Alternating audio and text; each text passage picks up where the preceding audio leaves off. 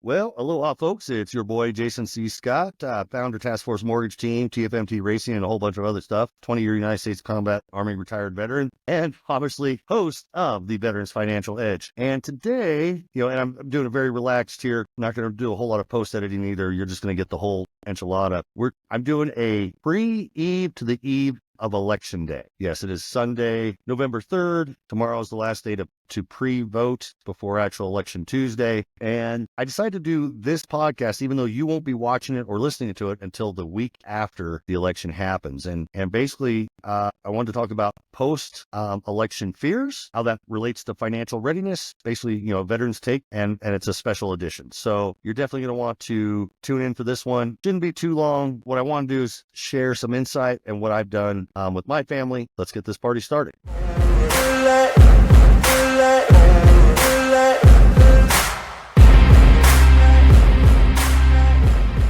First thing is, we live in a time that I don't think any of us ever foresaw being a part of, right? Like this, I don't think anything like this has ever really happened in history before. I don't think we've been this polarized to one side or the other as a country, I think ever, honestly. I mean, you got the right, you got the left. Very few people are talking about the center. And the crazy part is I think a lot of people are probably more towards center than they are right or left. It's just we have extremists on both sides, right? Now, cool things. I served my country for 20 years, sacrificed for people to have the right to vote, right? Just like yourself. I can give two shits or two fucks who you vote for. That is your right. You can vote for whoever you want to, right? I don't care. I know who I'm voting for. Hopefully you know who you're voting for. You've done some research as to why you want to vote for that person, just like I've done the same, right? You made your list, pros and cons, and figured, okay, this is why. But if we don't agree on who we're voting for, that doesn't mean I don't like you as a person. It doesn't mean I think you're evil. It just means we have a difference of opinion on something. No big deal. One of my youngest brothers, actually my youngest brother, there's an 8-year gap difference. Super intelligent dude. Battalion fire chief, also served in the Army as well. Didn't retire from it, but he served about 4 or 5 years. Still a vet. We have completely different ideologies when it comes to politics, but I love him. He's my brother. I am the uncle to his kids, right? My nephews and my niece. We do things together as a family. So we don't let politics divide us. We agree to disagree. Sometimes we have spirited debates, whether we choose to concede from one or another, but it never gets heated. When I say spirited, it's just normally because we're both type A folks and we want to win. But we're both intelligent enough to understand that when we've been beat, and we're willing to concede and move on. And it is what it is. That's the cool thing. And that's why I love living in America, because we have the opportunity to do that.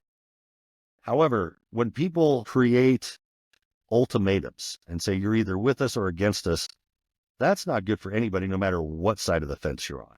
So because of that, there is a lot of fear, big time, right? At micro and macro levels, right? One side of the fence, if Harris Walsh goes in, there's going to be, second, third order effects that happen. Trump Vance gets in, there's going to be second, third order effects going to happen. But and nobody knows who's going to win. I mean, pundits, whatever, they say one thing or the other. You never know. That's the whole point of supposedly having a fair election, is that everyone in this country that is a citizen has the right to vote, right? However, I do know this, that because we are so polarized, the day after the election, half the country is going to be upset, half the country is going to be happy. It is what it is. I just hope that no matter who wins, and if it is your candidate or isn't your candidate, you have grace and you're humble enough to accept whatever the decision is and move forward, right? Control what you can control. But there's a lot of fear of what could potentially happen. And I'll be honest with you, serving 20 years, having multiple combat tours to both Iraq and Afghanistan, I've pretty much seen about the worst, ugly things that humans can do to one another. And I was part of that did things to other people, right? That's part of my mission, part of my job, right? And I'll tell you, my family comes first and foremost. I don't care who you are, right? I will protect my family. So what are some of the things that we're doing, right? Without saying what party, if they get in, what would happen, bottom line, if either party gets in, you're going to see some economic shifts happen at a macro level. Good, bad, or indifferent, you're going to see some major changes. It just is what it is. You couldn't have two completely different views on how to run the country than you do right now. So just be prepared for that, right? What are some of the ways that you can be prepared? Well, in a worst case doomsday scenario, I always try to prepare for the worst because it's better to need and not have than to have and not need, right? That's just the way that I was brought up and the way that my family and I feel about things. One, we have readily a certain amount of cash available, right? In small denominations. In case of, for whatever reason, if the markets tank, if there's runs on banks, whatever, we have a certain amount of funds in a safe in our home, kind of like a go bag, right? People always ask me, well, what do you think the best currency is? Well, I'll be honest. If the world goes, shit sideways in a handbasket, the best currency you can have is knowing how to use a gun and have an ammo. So yes, all of my weapon systems are dialed in. They've all been zeroed. I have an adequate amount of ammo for each weapon system that I have, and my wife knows how to shoot them. I taught her how to shoot this year. Want her to be able to be prepared to defend herself if it came to something that drastic or that crazy. We have, and sorry, I like to take notes because, again, I want to make sure I get everything out there to you guys. What is our safety net? When do we make that decision of like, okay, grab the bag, what's our exit strategy, and when do we implement it, right? Well, we've set certain thresholds and certain metrics that if I see these start to happen, then we know, okay, hey, it's time. We need to execute our plan. But we've forethought about what that plan looks like, right? Now, some of you might be going, Jay, you are fucking off your rocker. No, I'm not off my rocker. I'm not a doomsday prepper. I'm just one of those people that says, okay, we live in a time that honestly, I've seen crazier shit happen, and to see it knocking at our door, I'm not taking a chance when it comes to my family, right? You can do you. If you think it's fucking kumbaya and sunshine and unicorns, hey, good luck. Because I'll be honest with you, if it does go shit sideways, because I'll be honest, it looks pretty fucking crazy out there, I'll be prepared. I have a network of very close friends and families that we have very similar ideologies, and we've all discussed what is our bug out plan, how do we connect, how do we have comms, communicate, that type of stuff, right? So yeah, so I've invested into communication devices, pre-programmed, we have routes, where we're going to go, food. I mean, we could bug out if we had to in a very short amount of time and execute the plan, right? That's worst case. Now, let's say that's not worst case. Let's say markets start to tank, right? Well, I'm a big believer that you never put all your eggs in one basket. So you have to be diversified. Do I think you should be making a run on the bank and putting all your cash under your mattress? No, not at all. I think that if you do invest, I'm hoping that one, you're educated enough that you understand the investments that you're doing. If you don't already have a financial planner and you're a financial advisor and you're having those conversations. Even if you do have a financial advisor, I highly encourage you to educate yourself on what it is that your advisor is investing in, because I'll be honest with you, I don't believe Warren Buffett has a financial advisor investing his money. He knows what he's investing his money in because he educates himself. And I'll be honest, that's how the top 1% continue to grow and build and become wealthy, because they understand the rules of money and how it works. So that's one of the biggest things. You need to understand how money works, and understand how that game is played, because it is played different for people that are not top 1%ers versus those that are, right? So if you don't know much about what you've invested in, I would definitely talk to your financial advisor and say, hey, what is your guidance? What are you doing, right? What do your investments look like? What's your position? What are you going to do if the market does this X or Y, right? I would have constant communication with your inner circle, starting with your family, right? Your immediate family, and then whatever your relationships look like, whether it's extended family, close personal friends, whatever, then have a plan, asking, hey, what are you guys doing financially? And it's weird. A lot of people are like, Jay, isn't it kind of taboo to talk to people about, investments and what you make and stuff like that?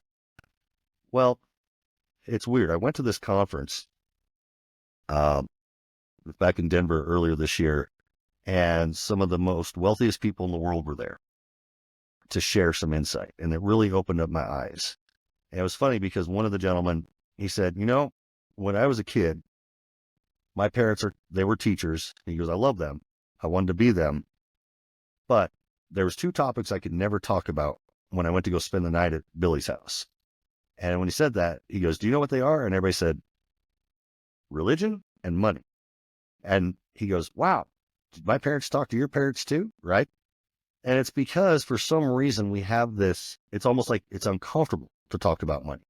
But here's the crazy part. Your top 1%ers, your people that have accumulated wealth and make wealth, they have no problem talking about money because it's just a tool. It's not a pride thing or an ego thing. And don't get me wrong, I'm sure some of them have an ego, because that's what drives them to do it. But it's not as taboo. It's not taboo. It's just talk. Like, oh, you made $1 billion this year.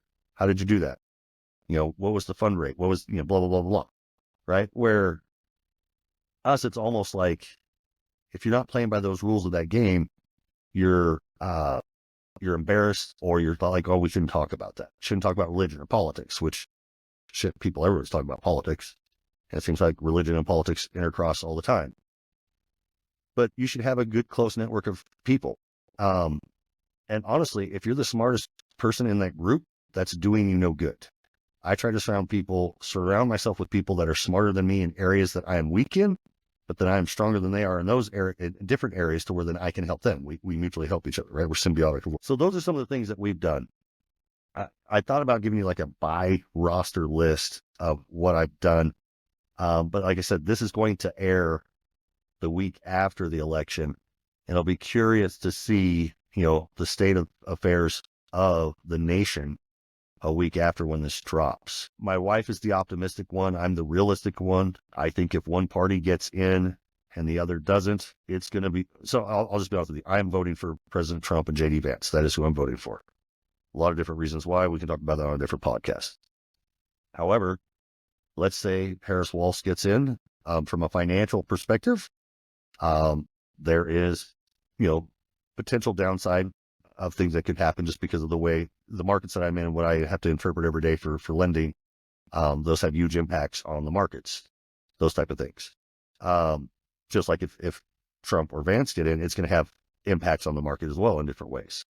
But there's this other element to where there's a very large popular consensus that if President Trump and Vance do not win, that it will be because it was rigged, and that could potentially lead to some very turbulent times, which then we could see civil unrest and all kinds of stuff. Other is true as well, to where if President Trump wins, there's a large group of folks that won't agree with that, and that could create civil unrest, which could create a whole other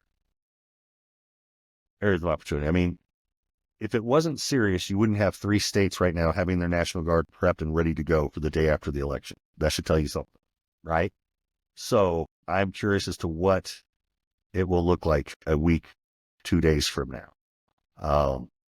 And we'll find out if I had any foresight, if I was correct or not, when this podcast does air.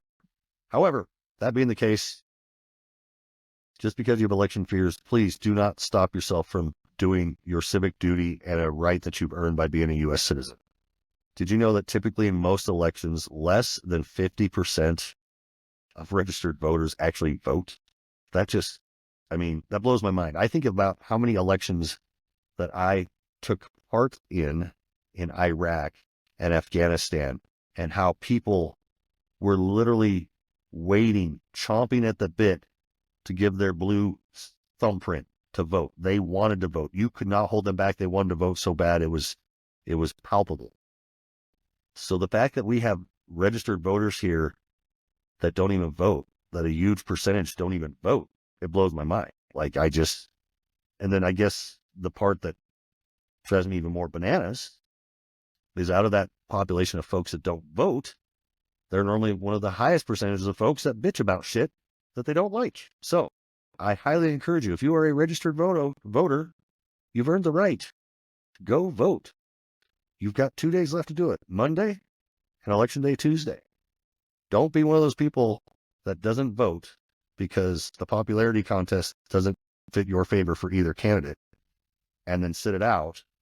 And then a week from now, 2 weeks from now, a month from now, a year from now, bitch about the state of the country when you didn't take a chance to actually potentially make better for change by actually enforcing or executing your civic duty in voting. That's pretty much it for now. Like I said, it was a short one. Yeah, I wish you all, safety. Please, again, go vote. Your vote matters. I don't care who you vote for, just vote, right? You've earned it. Trust me, you don't want to live in a country where that right is taken away. That would suck. I've seen it firsthand. You don't want to do that. Focus on what you can control. And believe it or not, voting is something that you can control, right? Be safe. Keep your family safe. And thank you for listening, and we'll see you again on the next one. Aloha. Thank you so much for watching. This is where you get the real deal, not the raw deal. Hope to see you again soon. Aloha.